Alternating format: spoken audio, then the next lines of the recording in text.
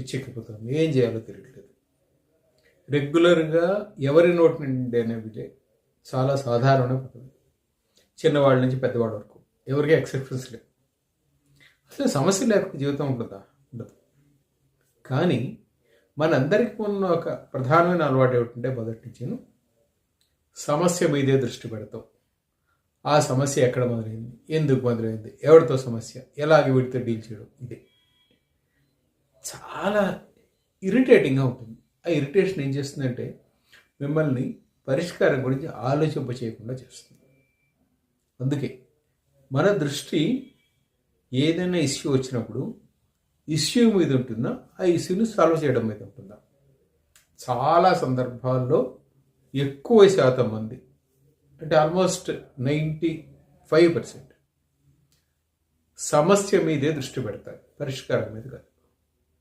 పరిష్కారం ఎవరైనా చెప్పాలి. ఎందుకంటే సమస్య వచ్చిన తర్వాత మనము లాజికల్గా ఆలోచించే శక్తిని సహజంగా కోల్పోతూ ఉంటాం. ఆ లాజికల్గా ఆలోచించే శక్తి ఎంత కోల్పోతూ ఉంటే, మన పక్కన చిన్నపిల్లాడు, మన పిల్లలు, మన పక్క వాళ్ళ పిల్లలు చాలా మామూలుగా మీరు మాట్లాడుతున్నప్పుడు దీని గురించి చెప్తే, అరే ఇది ఇలా అయిపోతుంది కదా అంటే, అవును నిజమే కదా, ఇది ఇంతగానే అయిపోతుంది కదా, నాకు ఎందుకు తోచలేదు అనుకుంటాం. నీకు ఎందుకు తోచలేదు అంటే నువ్వు సమస్య మీద మాత్రమే దృష్టి పెట్టావు, పరిష్కారం మీద కాదు. ఈ పరిష్కారం మీద దృష్టి పెట్టడం అనేది మొదలు పెడితే ఒకటి కాదు, ఏ సమస్య కనపడ్డా దానికి 4-5 పరిష్కారాలు దొరుకుతాయి. అంటే మరీ పెద్ద లెవెల్లో ఏదో చెప్పేస్తున్నాను, పెద్ద లెవెల్లో ఏదో అంటున్నాను కాదు. చాలా చిన్న చిన్న వ్యవహారాల గురించి మాట్లాడుతున్నాను. పెద్ద వ్యవహారాలకు కూడా ఇది వర్తిస్తుంది. నేను చాలా పెద్ద వ్యవహారాలు మాట్లాడటం లేదు, కానీ వాటికి కూడా వర్తిస్తుంది.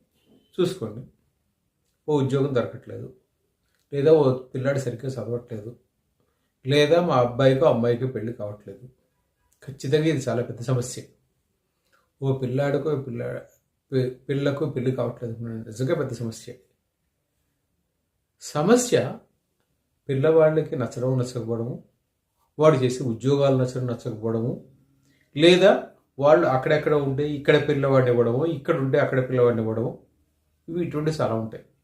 కానీ అసలు సమస్య పెళ్లి కాకపోవడమా, నచ్చకపోవడమా కాదు, ఆలోచన ధోరణిలో మార్పు లేకపోవడం. ఆలోచనల ధోరణిలో కొంచెం మార్పు వస్తే అన్నీ ఇదైపోతాయి, ఏ సమస్య అంతే.